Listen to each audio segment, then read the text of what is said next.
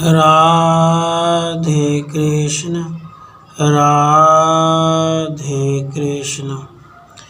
महर्षि उद्दालक की साधना, तपस्या और परमात्म प्राप्ति का कथन। सत्ता, सामान्य, समाधि और समाहित के लक्षण। श्री वशिष्ठ जी कहते हैं, हे रघुनंदन, उद्दालक मुनि अपने विशाल एवं विशुद्ध बुद्धि से यूँ निर्णय करके पद्मासन लगाकर बैठ गए। उस समय उनके नेत्र आधे मूंदे हुए थे। उसके बाद जो ओमकार का उच्चारण करता है उसे परम पद की प्राप्ति हो जाती है, क्योंकि ओम यह अक्षर परब्रह्म है। ऐसा निश्चय करके उन्होंने ओमकार का, जिसकी ध्वनि ऊपर को जा रही थी, उसी प्रकार उस स्वर से उच्चारण किया जैसे घंटे के अधोभाग में लटके हुए लटकन की अच्छी तरह पीटने से जोर का शब्द होता है। उनके द्वारा उच्चारित प्रणव ध्वनि जब तक ब्रह्मरंध्र पर्यंत व्याप्त नहीं हो गई और जब तक वे सर्वव्यापक विशुद्ध ज्ञान स्वरूप परमात्मा के विमुख नहीं हो गए, तब तक ओम का उच्चारण करते रहे। प्रणव के आकार, उकार, मकार और बिंदु इस प्रकार 3.5 अंश है। उनमें से प्रथम अंश आकार के उच्चरित से जब शरीर के भीतर शब्द के गूंजने के कारण प्राण पूर्ण रूप से शुद्ध उठे, तब प्राण वायु के छोड़ने क्रम में जिसे रेचक कहा गया है, उसी प्रकार संपूर्ण शरीर को रिक्त कर दिया। जैसे महर्षि अगस्त्य ने सागर के जल को पीकर उसे खाली कर दिया था। उसके बाद प्रणव के द्वितीय अंश उकार के उच्चारण के समय ओमकार की समस्थिति होने पर प्राणों का निश्चल कुंभक नामक क्रम उत्पन्न हुआ। उस समय प्राण न बाहर थे, न भीतर, न अधोभाग में थे, न उदर भाग में, न दिशाओं में ही भ्रमण कर रहे थे, बल्कि भली भांति स्तंभित किए गए जल की तरह पूर्णतः शांत थे। उसके बाद प्रणव के उपशांत प्रद तृतीय अंश मकार के उच्चारण काल में प्राणवायु के भीतर ले जाने के कारण प्राणों का पूरक नामक क्रम घटित हुआ। इस तीसरे क्रम में प्राण जीवात्मा में भावना द्वारा भावित अमृत के मध्य में पहुंचकर हिम स्पर्श के समान सुंदर शीतलता को प्राप्त हुआ। यद्यपि रेचक, कुंभक और पूरक समग्र प्रणव के ही साधन प्रसिद्ध हैं, फिर भी रेचक में प्रथम भाग का, कुंभक में मध्य भाग का और पूरक में चरम भाग का विस्तार किया जाता है, क्योंकि कंठ से निकलते हुए प्राण वायु से कंठ स्थानीय कार भाग की, संकुचित होते हुए ओष्ठों से उकार भाग की और ओष्ठों के संपुटित होने पर मकार भाग की विवष्टि होती है। मकार भाग की अभिव्यक्ति होने के बाद प्राणवायु यद्यपि पुनः प्रवेश करता है, फिर भी उसमें प्रणव का ही अनुवर्तन होता है। इसलिए उस भाग को अवसरी भाग का कथन ऐसा समझना चाहिए। उसके बाद पद्मासन में बैठे हुए उद्दालक मुनि ने उस भावना में शरीर में दृढ़ स्थिति करके आलान में बंधे हुए गजराज की तरह अपनी 5 इंद्रियों को देह में निबद्ध कर दिया। फिर वे निर्विकल्प समाधि के लिए तथा शरतकालीन निर्मल आकाश की तरह अपने स्वभाव को शुद्ध बनाने के हेतु प्रयत्न करने लगे। जब उद्दालक मुनि को उस समाधि से तत्वज्ञान की प्राप्ति हो गई, तब वे दृश्य प्रपंच के विकल्पों से रहित होकर उस नित्य अनंत विज्ञान आनंद घन परमात्मा में तद्रूप हो गए, जो जगत का अधिष्ठान भूत शुद्ध स्वरूप एवं महान है। वे शरीर से पृथक होकर किसी अनिर्वचनीय स्थिति को प्राप्त हो गए और नित्य सत्य सम चिन्मय रूप होकर आनंद सागर परमात्मा में विलीन हो गए। उस समय वे वात रहित स्थान में रखे हुए दीपक की भांति कांतिमान, चित्रलिखित के समान अटल मन वाले, निस्तरंग समुद्र के समान गंभीर एवं बरसे हुए निर्जर बादल की तरह मुख हो गए। इस प्रकार जब इस महालोक स्वरूप परब्रह्म में स्थित हुए उद्दालक का बहुत सा समय व्यतीत हो गया, तब उन्होंने बहुसंख्यक आकाशचारी सिद्धों और देवताओं को भी देखा। उसके बाद जो इंद्र और सूर्य का पद प्रदान करने की सामर्थ्य रखती थी, ऐसी बहुत सी विचित्र सिद्धियां भी अप्सराओं से घिरी हुई वहाँ चारों ओर से आ पहुँची, परंतु उद्दालक मुनि ने उन सिद्धियों को बच्चों को खिलौने की तरह समझकर उनका मन से कोई आदर नहीं किया, क्योंकि उनका मन शोभ रहित और बुद्धि गंभीर थी। इस प्रकार सिद्धि समूहों का अनादर करके वे 6 महीने तक उस आनंद मंदिर रूप समाधि में स्थित रहे। ठीक उसी तरह जैसे उत्तरायण के 6 मास तक सूर्य उत्तर दिशा की ओर रहते हैं। इतने समय तक उद्दालक मुनि को जीवन मुक्त पद की प्राप्ति हो गई। तब वहां उनके समीप सिद्धों का दल, देवताओं का समुदाय, साध्यगण, ब्रह्मा और शंकर आदि उपस्थित हुए। परमात्मा की प्राप्ति वह परम पद है, वही परम शांत गति है, वही शाश्वत कल्याण स्वरूप मंगलमय पद है। जिसे वहां विश्राम करने का अवसर प्राप्त हो गया, उसे भ्रम पुनः बाधा नहीं पहुंचा सकता। संत पुरुष उस परम परमात्मा का साक्षात्कार करके इस विनाशशील बाह्य दृश्य प्रपंच में उसी प्रकार नहीं रमते जैसे चैत्ररथ नामक रमणीय उद्यान में पहुंचे हुए जन खैर के वन में जाने की इच्छा नहीं करते। उद्दालक मुनि ने सिद्धियों को दूर हटा दिया था। वे 6 मास तक समाधि में स्थित रहने के पश्चात जब पुनः समाधि से विरत होकर जागे, तब उन्हें अपने सम्मुख कुछ परम तेजस्विनी रमणियाँ दिख पड़ी, जो चंद्रबिंब के समान सुंदर शरीर वाली, स्नेहमयी और प्रणाम करने के लालसा से युक्त थी। साथ ही कतार के कतार दिव्यमान भी दृष्टि गोचर हुए, जो गौर वर्ण वाले मंदार पुष्पों के पराग से दूषरित भरमरों और चवरों से सुशोभित थे और जिन पर पताकाएं फहरा रही थी। दूसरी ओर जिनके कर कमलों में कुशा की पवित्र धारण करने से चिन्ह पड़ गए थे, उन हमारे जैसे मुनियों को और विद्याधरियों सहित श्रेष्ठ विद्याधरों को भी देखा। उन सबने उन महात्मा उद्दालक मुनि से कहा, भगवान, हम आपको प्रणाम कर रहे हैं, आप अनुग्रहपूर्ण दृष्टि से हमारी ओर देखिए। मुनि, आइए और इस विमान पर चढ़कर स्वर्ग लोक को पधारिए, क्योंकि जगत की भोग संपदाओं की चरम सीमा स्वर्ग ही तो है। विभो, वहाँ चलकर आप कल पर्यंत अपने अभीष्ट भोगों को समुचित रूप से उपभोग कीजिए, क्योंकि समस्त तपस्याएं स्वर्ग आदि रूप फल का उपभोग करने के लिए होती हैं। भगवान, ये विद्याधरों की ललनाएं हार और चंवर धान की आपके पास खड़ी हैं, इन पर दृष्टिपात कीजिए, क्योंकि धर्म और अर्थ का सार काम है, तथा काम की सारभूता सुंदरी युवतियाँ हैं। जैसे मंजरियाँ वसंत ऋतु में उपलब्ध होती है, उसी तरह ये वरंगनाएं स्वर्ग में ही मिलती है। यह कहने वाले उन सभी विद्याधर और ऋषि मुनि आदि अतिथियों का यथोचित आदर सत्कार करके उद्दालक मुनि निर्भ्रांत एवं निश्चल भाव से बैठे रहे। उनकी बुद्धि तो गंभीर थी ही, अतः उन्होंने न तो इस विभूति का अभिनंदन किया और न तिरस्कार ही किया, अर्थात उदासीन बने रहे। तथा भो सिद्धगण, आप लोग जाइए, यूँ कहकर वे अपने समाधि रूप कार्य में संलग्न हो गए। उसके बाद सिद्धगण कुछ दिनों तक उद्दालक मुनि की, जो भोग की आसक्ति से रहित और अपने धर्म में निरत थे, प्रणाम, स्तुति, प्रशंसा आदि द्वारा उपासना करके अपने आप चले गए। तब जीवन मुक्त अवस्था को प्राप्त हुए मुनि स्वेच्छा अनुसार वन प्रांतों तब मुनियों के आश्रमों में सुखपूर्वक विचरते रहे। उस समय वे उद्दालक मुनि परम पद के प्राप्त होने पर पर्वतों की कंदराओं में ध्यान आदि लीलाएं करते हुए निवास करने लगे। ध्यानस्थ होने पर उनका कभी 1 दिन में, कभी 1 मास में, कभी 1 वर्ष में, कभी कभी तो कई वर्षों में उस ध्यान समाधि से भी उत्थान होता था। उस समय से लेकर उद्दालक मुनि व्यवहार में तत्पर रहते हुए भी चिन्मय परमात्मा में एक ही भाव से स्थित होकर परम समाहित चित्त बने रहते थे। यो चिन्मय परमात्म तत्व में एक ही भाव के दृढ़ अभ्यास से महान चिन्मय विज्ञान आनंद घन परमात्मा को प्राप्त करके उन मुनि की सर्वत्र समदृष्टि हो गई, जैसे सूर्य का तेज भूतल पर सर्वत्र समभाव से पड़ता है। इस प्रकार समस्त विक्षेपों का उपशमन होने के कारण परम पद की प्राप्ति से उनका चित्त जब शांत हो गया, उनकी जन्म मरण रूपी फांसी कट गई और वे संशय तथा चंचलता से रहित हो गए।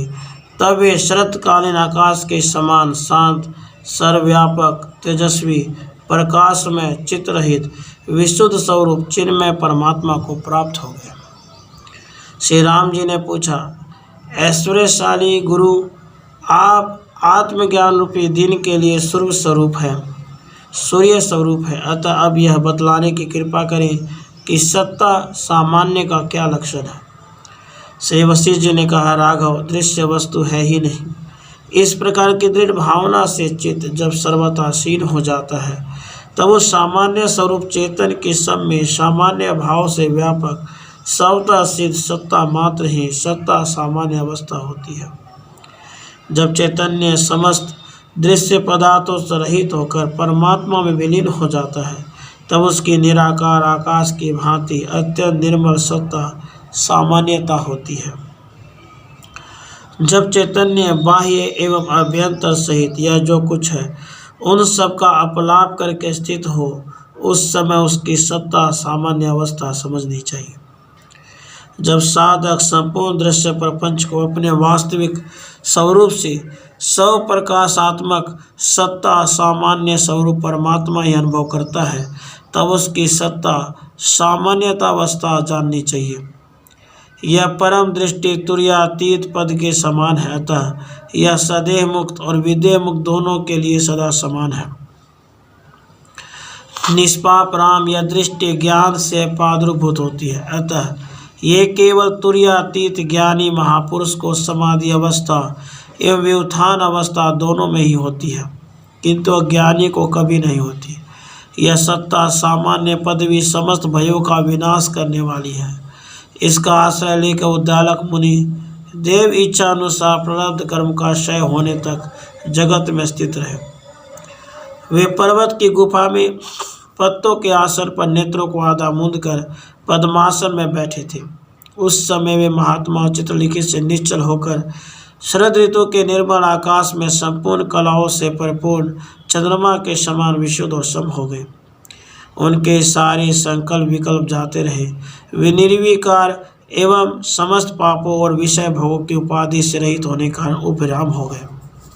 उन्हें उस चिन्मय परम आनंद की प्राप्ति हुई जहाँ से सारे सांसारिक सुख प्रादुर्भूत होते हैं, तथा जिसकी ममता महेंद्र का ऐश्वर्य भी समुद्र में तिनके के समान है।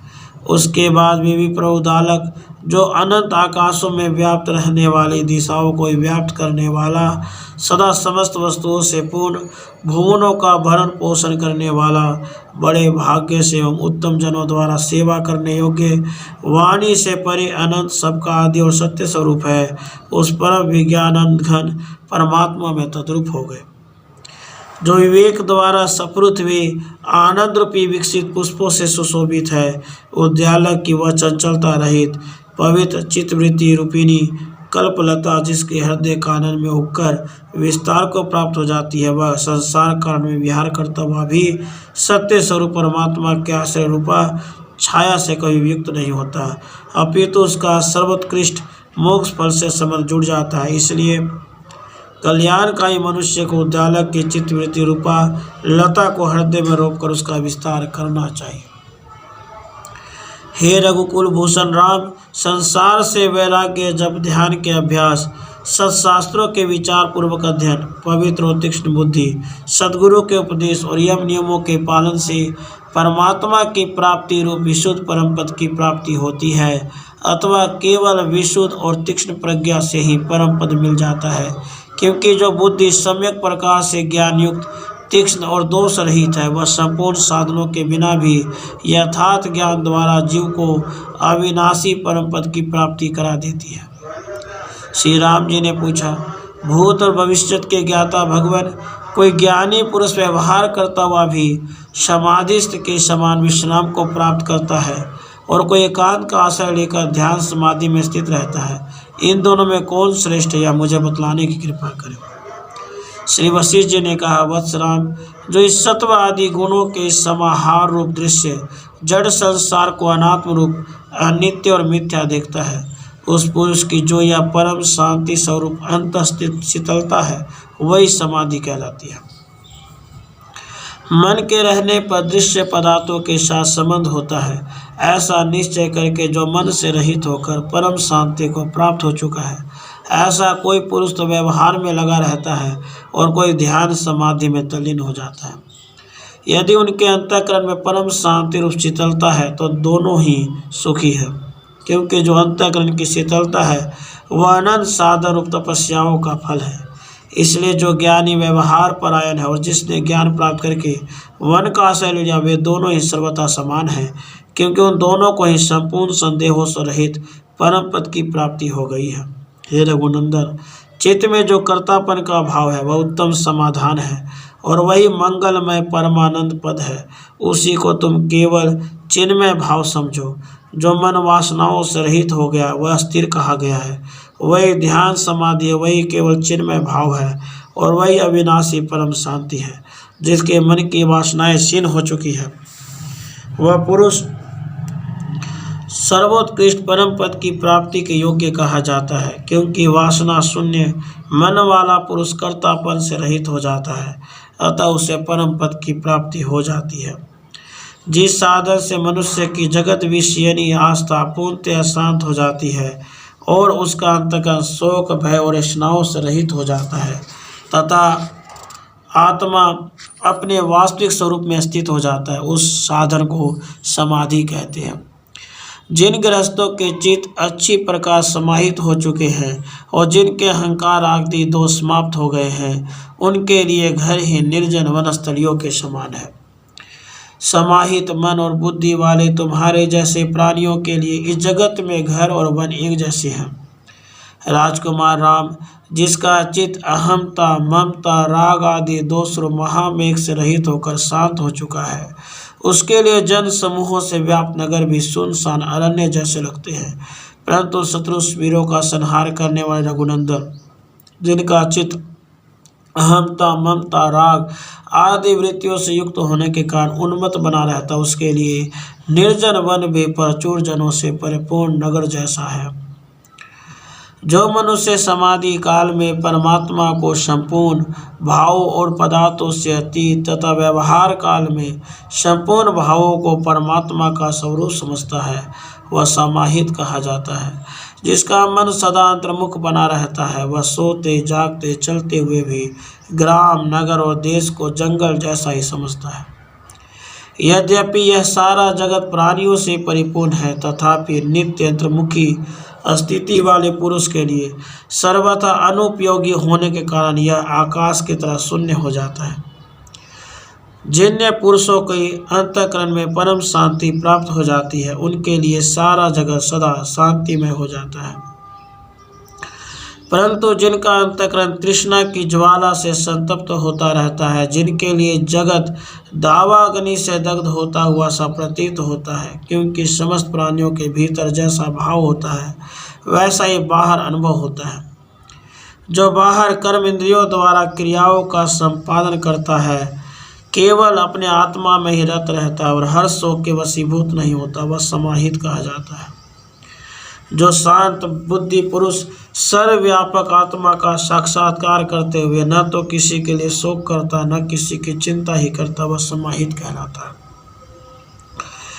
जो आकाश की तरह निर्मल है, शास्त्र और शिष्टाचार के अनुकूल बाह्य चेष्टाओं का सम्यक प्रकार से आचरण करता है, हर्ष अमर्ष आदि विकारों में काष्ठ और मिट्टी के ढेले के समान विकार रहित एवं शांत स्वभाव है, जो भय से नहीं बल्कि स्वाभाविक ही समस्त प्राणियों को अपने आत्मा के समान और पराये धन को मिट्टी के ढेले के समान देखता है, वही यथा देखता है।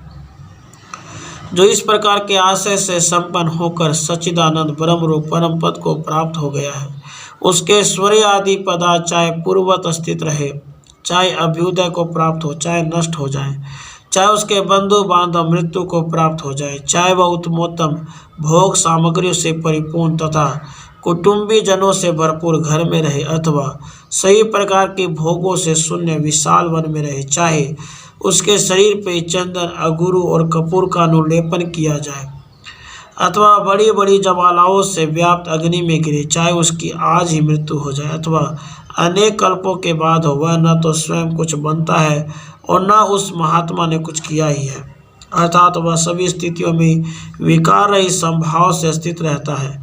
अहंकार और वासना रूपी अनर्थों के उत्पन्न होने से संविद आत्मा पुरुष के जीवन में नाना प्रकार के सुख दुख आते जाते रहते हैं, परंतु उस अहमता के पूर्णतः शांत हो जाने पर चित्त में ऐसा समता प्राप्त हो जाती है जैसे रज्जु में सर्प भ्रांति के नष्ट होने पर यह सर्प नहीं है, इस ज्ञान से निर्भयता और प्रसन्नता होती है। ज्ञानी जो कार्य करता है, जो खाता है, जो दान देता है, जो हवन आदि करता है, उन सब कर्मों को करता हुआ भी वह कुछ नहीं करता, यह उनमें रत ही रहता है, क्योंकि वह अहमता ममता से रहित हो जाता है। इसलिए उसका कर्म करना अथवा न करना एक सा है।